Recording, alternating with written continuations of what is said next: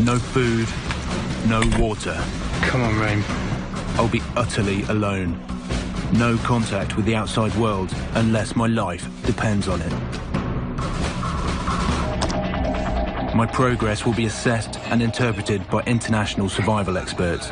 For Ed to complete this task for 60 days without food, clothes or any tools, I very much doubt it. I can't hide the fact that this is a massive challenge above everything that I've done today. My stomach is starting to churn. The apprehension is building and building.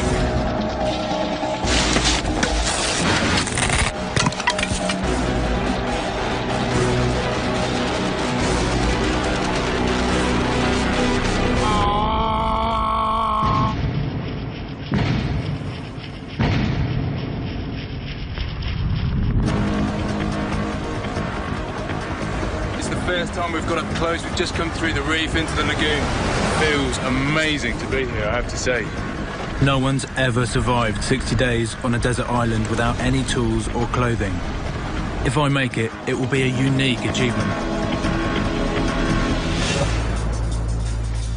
I've spent the last 9 months preparing and have had a full medical. My 4 years in the military and 2.5 years down the Amazon stand me in good stead. But that's nothing compared to what I'll be facing on this trip. Your resting heart rate is excellent. It's good. Yeah.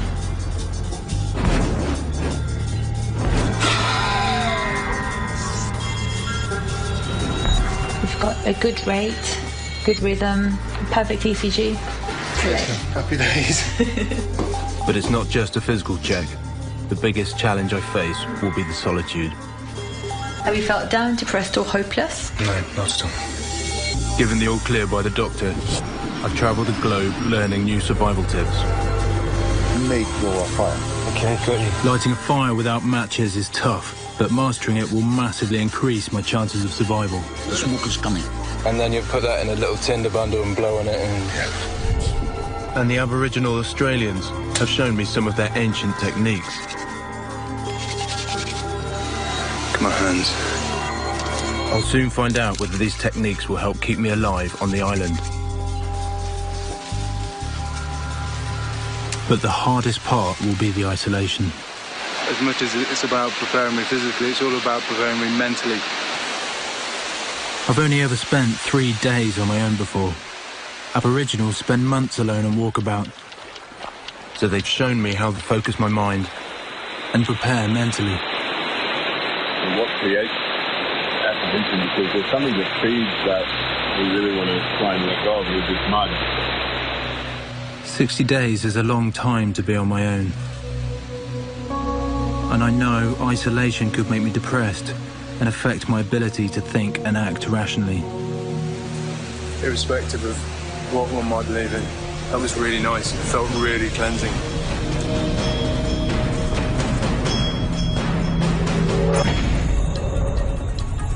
And now, for the first time, I'm face to face with Olorua. What an island. What an amazing island.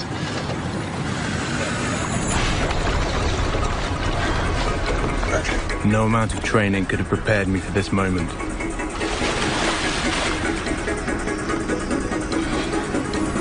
As I get closer, the scale of what I'm about to take on hits me.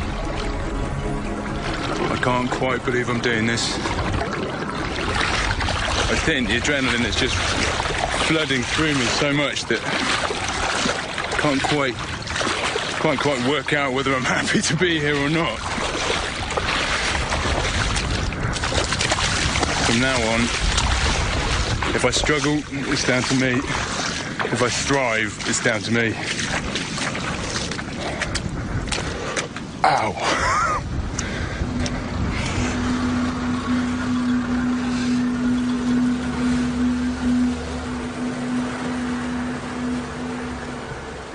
That's it. We've gone.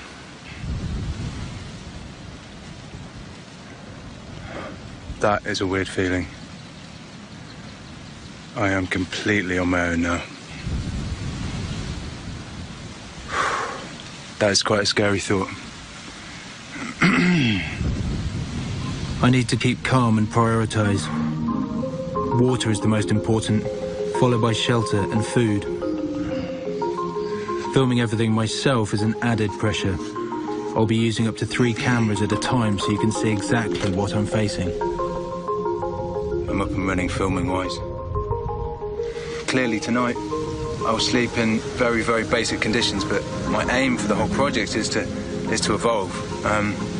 I would love to become the true master of this island, you know? By the time I leave, I want to have a system that allows me to live in comfort. Decent shelter, a balanced diet, plenty of water and fire. But now, I just need to get by. You can survive for 3 weeks without food, but only 3 days without water.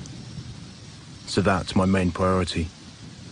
The obvious source of water just looking around is coconuts. I need to find myself a green coconut, get into it, get the fluid out of it. And while I'm going up and down the beach, I'm also going to look for potential areas to sleep on the first night as well. There's loads and loads of coconuts, which is really good. It's the green ones that I want. The ones that are lying on the floor that are older, the water inside it has turned very milky already. And I don't want that milky, I want coconut water. If it's milky, I'll get diarrhea. That leads to dehydration, potentially life-threatening.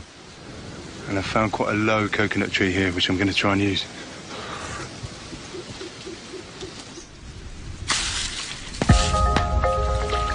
It's not green. You can see it's not long brown. Come on. There's some fluid there. That's it, yes. And I can see the water. First drink on the island.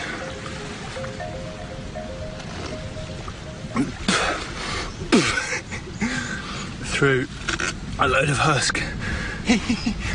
Oh, that feels good. But I've got to admit there wasn't much in that. Let's find another one. That was about 200 mils. I'll need about 3 litres a day in this heat. But at least it keeps my anxiety at bay. For now. Afternoon tea. Excellent. And I've opened many coconuts before with a machete, but I've never smashed one open on a rock. Well, again, I got a drink, but I didn't get that much.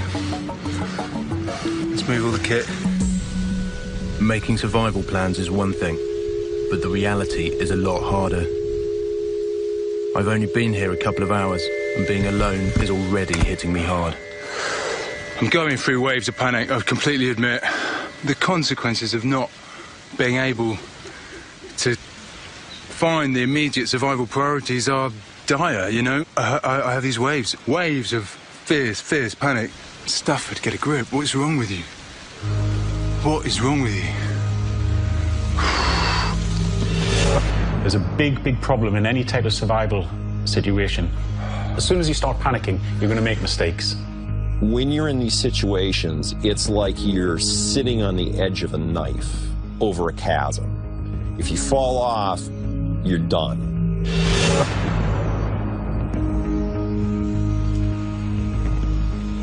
Staying focused is crucial. I know that from the army. Prioritize. Look at that. Wow. What I've just found is not only a cave, but it's raised off the ground as well.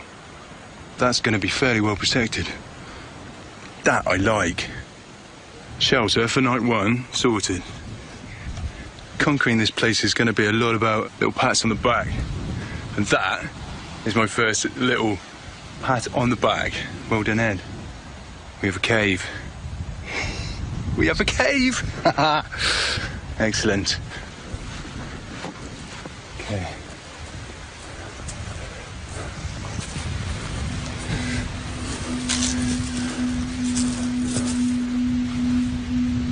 It's a great find, and easily big enough to sleep in.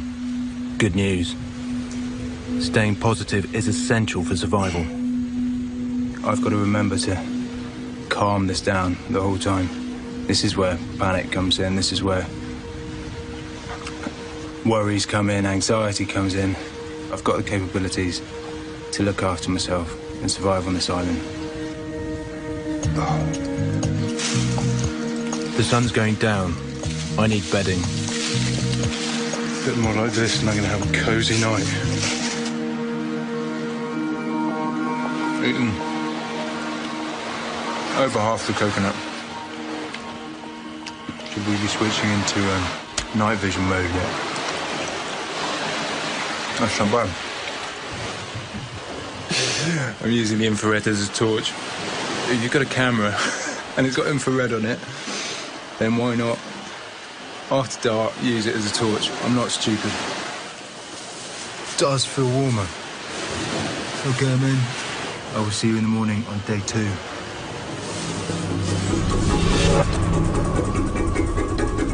I get to grips with the island's wildlife. There's a little gecko. But the wildlife bites back.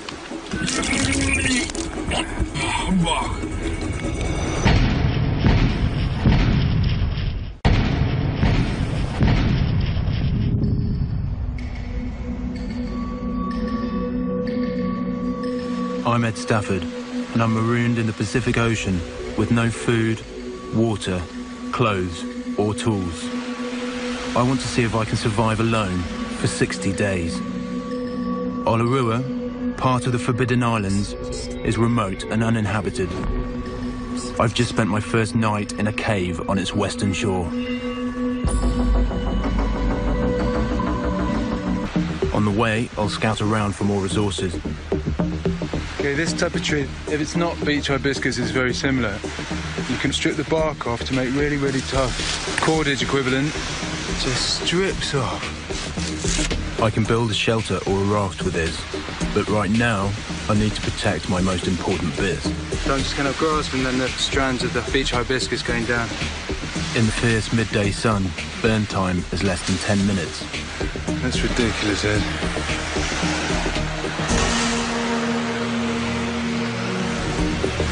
That'll do. I carry on, sticking to the shoreline, checking for any washed-up junk I can use. There's quite a lot of plastic bottles. They've all got their tops on, because the ones that float to islands have got air inside them. Flip-flop. That's good. Here is a bottle with a straw in it. That straw is so valuable for me.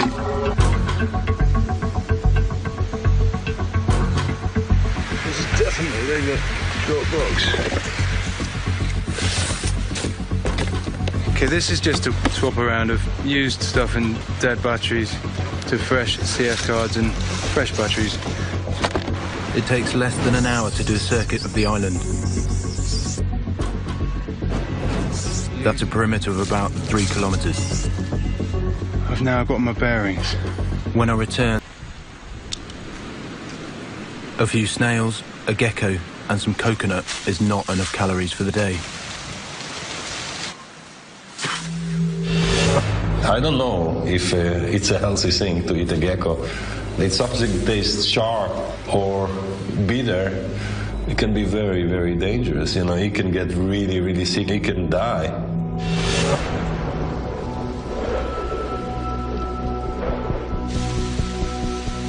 Having no survival tools is a massive challenge. To master this island, I need to improvise. I need to get a clamshell to cut this tree down. Coconuts are really valuable, but they're hard to reach. It's only day 2 and I've used up most of the low-hanging ones. Okay, fork stick. A knife would make my life so much easier. But I don't have a knife. I have a very blunt clamshell at the moment, which is doing a sterling job. Perfect. I'm exhausted. Lack of food and water is already taking its toll. Even simple tasks are draining my energy. I'm going through these snails. They didn't do me any harm at all. There's no hunting, you just go and pick them up. I think I'm stupid if I don't have a full meal of snails tonight. A big bowl of snails. I'm inching forward towards my daily intake.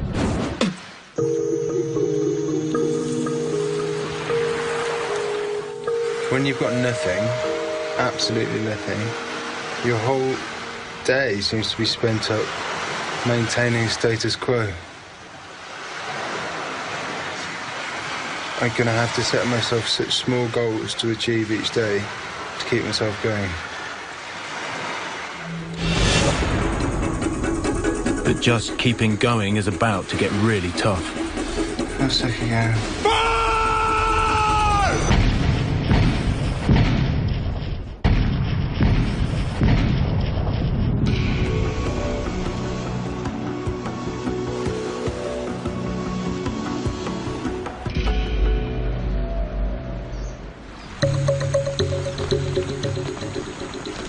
I've got a cave, basic food, and a couple of water sources. But I'm still not getting enough liquids. Mild dehydration affects energy. Anything more is a killer. The clamshells on the beach may help me. Okay. Well, that's got to be the most simple rain collection method ever. Just took 10 minutes. Not rocket science. I've got another plan for maximising my water. Using washed-up rope, I can siphon straight into a plastic bottle. At least now I've made a basic water collection system. The island is covered in forest. So far, I've stuck to the shoreline. I'm going to explore inland. Obviously, I haven't got a clue really where I'm going.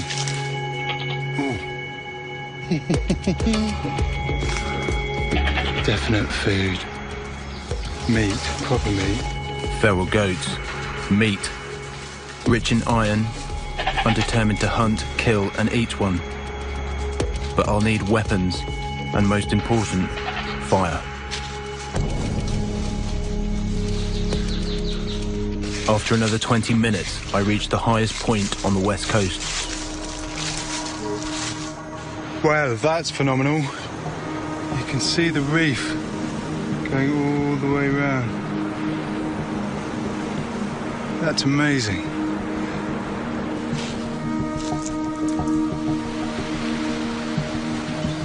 That sure is high. That's my beach down there. It's still little by little, isn't it?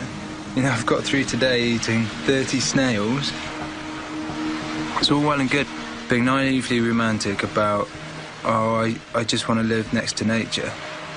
If you really live next to nature, if you haven't got anything, caveman style, says me, in my cave, it's really hard work. It's really hard work. First job is to check my new water collection system. Just looked at the bottle there and I thought, oh, it's not worked. Couldn't see a level. Couldn't see a level because it's completely full. Brilliant.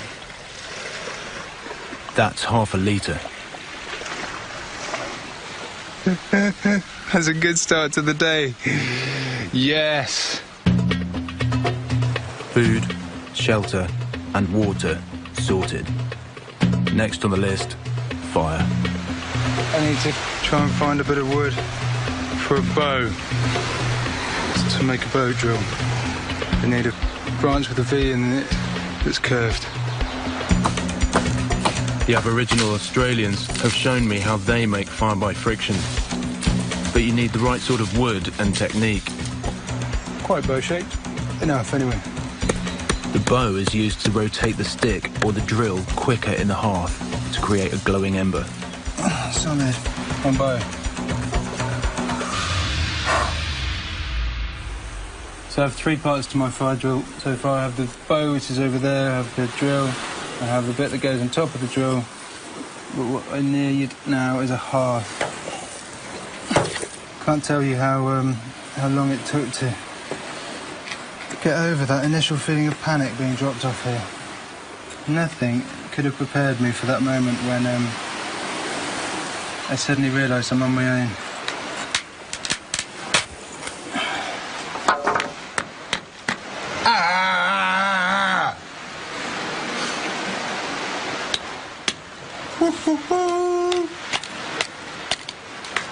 They're actually really good. Oh, I love it when a plan comes together. I could cry. That's so pathetic. I could cry. That worked. I really am on the verge of tears. That fucking worked.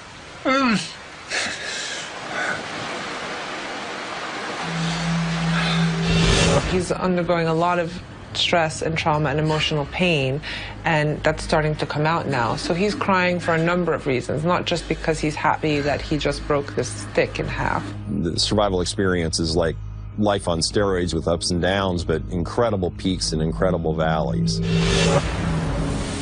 I've got to channel my emotions and press on. Fresh cordage for using in the bow drill.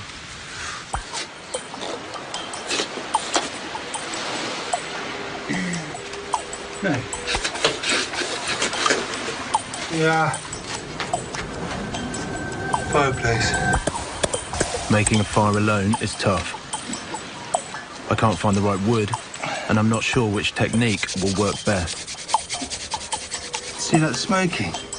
From what I know, I would say that powder is too light. I think the wood's too soft. I don't think that's a wood. I don't think we can have fire tonight.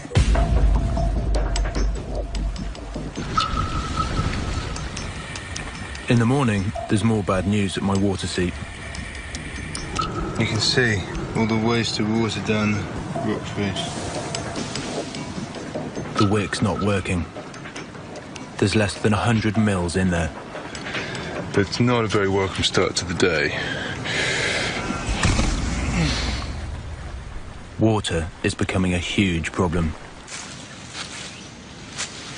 I'm quite angry that that only water source is so small and so dehydrated. Coconuts are my most valuable source of food and water at the moment. The coconuts on the lower trees are running out. The only solution to my coconut problem and obviously the water situation is to get a longer stick. I've got to find a 7-metre pole.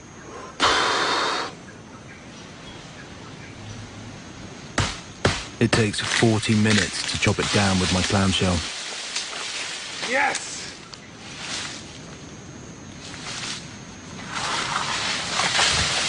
Woohoo! That's okay, but it's not enough. I need a minimum of 3 litres per day to survive. Lack of water causes lethargy and impaired judgment. I need to keep my wits about me. Breaking even is hard, really, really hard.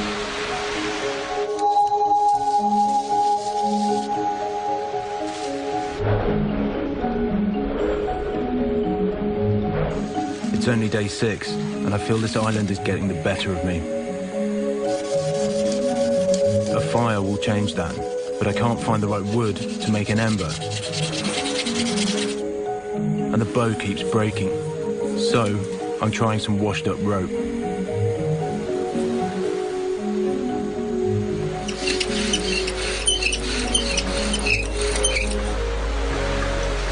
Too much friction on the shell. I don't think the shell's right. But I've got a bow that works, which is a very big step. Bow drill method is a lot easier than hand drill method. It takes a lot less energy.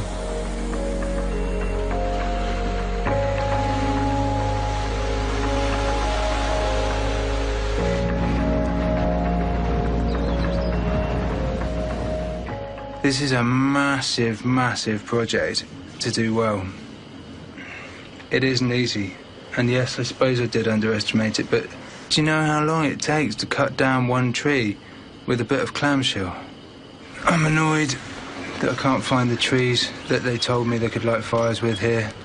I think that the things that I planned to do may happen later. I think it might take me a couple of weeks to get properly established. The need for fire is driving me on, but I'm dehydrated. I know I can't survive for more than a couple of days without fluids. If things don't improve within the next 24 hours, my survival experiment will be under threat.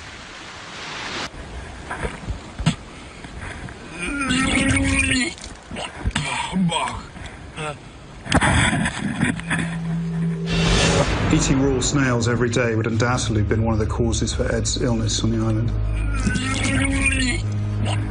In extreme cases, if you lose a lot of water and that's accompanied by loss of salt, you can fall into a coma and die because your brain starts swelling.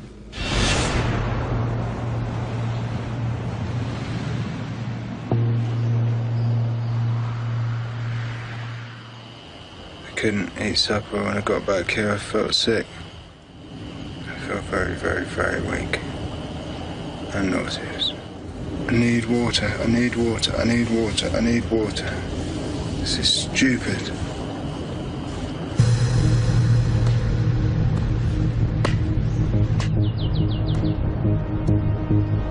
This is serious. Being sick is losing me precious fluids I can't replace. I need to keep positive and keep looking for other water sources. No water, but a precious find amongst the island's washed up rubbish. I've got a long sleeve top to put on. That's amazing. I'm not the only one who's on a desperate search for water.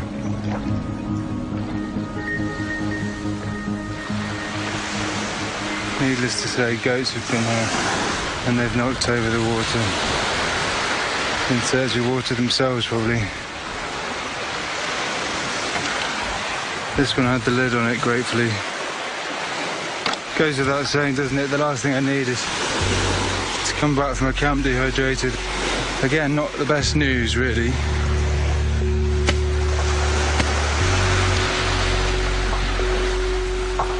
We need to lie down. I'm going to the cave. Just absolutely exhausted. At the end of my tether. Water needs to come soon.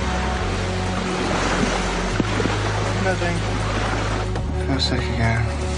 But I can't tell you how fucking exhausted I am and how I just want to go to sleep and I don't care. I need to get to a stage where I'm drinking enough fluid and I'm eating enough food. I'm really worried I'm not achieving any of my goals. My energy is rock bottom. Illness could put an end to this project. My emergency pack contains a medical kit. I'm seriously thinking about opening it. I'm so cold. I've got to keep some of this carbs down and stuff. Horrible. Oh my God, I feel horrendous. Why is everything I eat slippery? Should have that first course of antibiotics.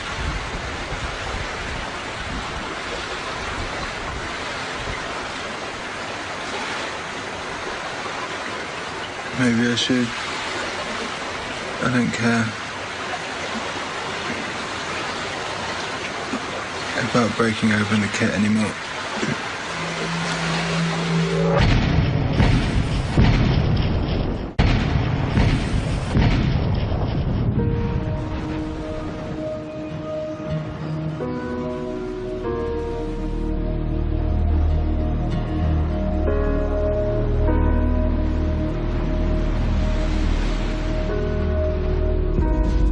I've been so ill, I've had to break into the emergency medical kit. I've taken some antibiotics, but weakened by illness and dehydration, I'm still struggling to stick to my survival plan, and I'm only 11 days in. Although, there is some good news on the horizon. Rain.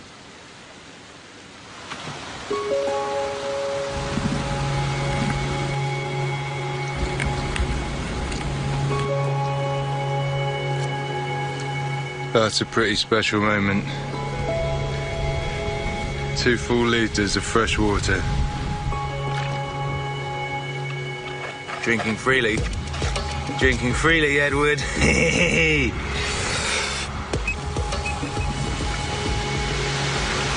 With some fluids inside me, I'm going to crack on. Try and get the plan back on track. I'm heading inland.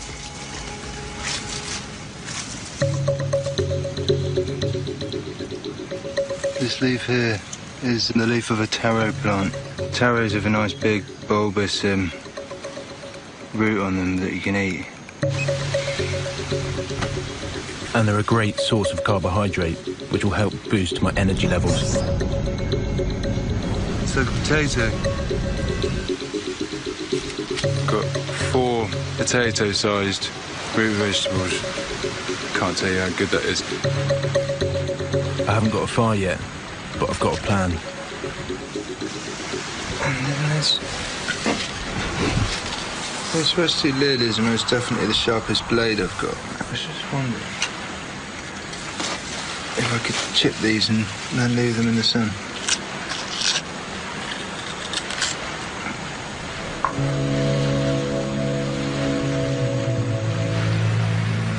A couple of hours later, I go back to try my sun-dried taro crisps.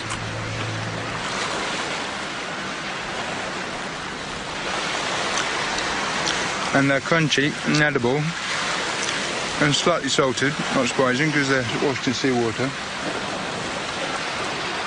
But they're really all right. So I've got a way of cooking my carbohydrate without a fire. That's brilliant.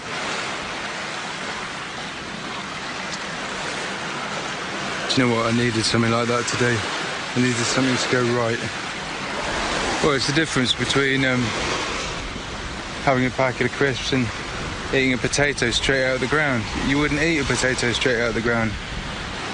I'm happy with that, really happy with that. The antibiotics have kicked in, and the carbs are a great boost, but the need for protein is constant.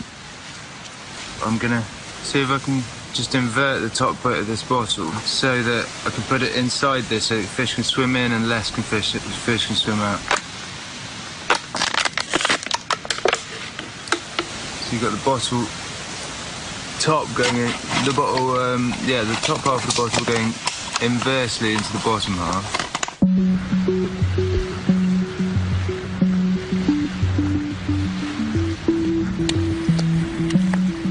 I'm going to use snails as bait. Pop it in here. Put it in the deepest part. Put a rock on it. See what happens, eh? If this works, I'll have a new source of protein. A few hours later, I check the trap.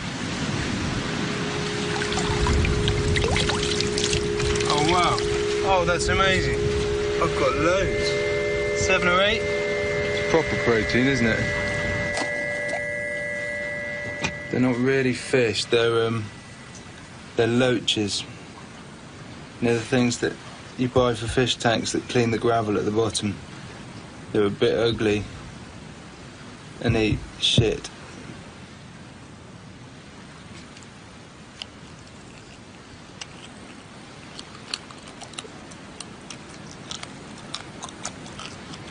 Woohoo! That's my first attempt at fishing, and it worked.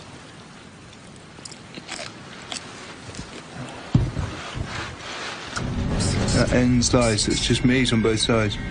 At least it's something I can masticate without vomiting. It's progress. Don't laugh at me.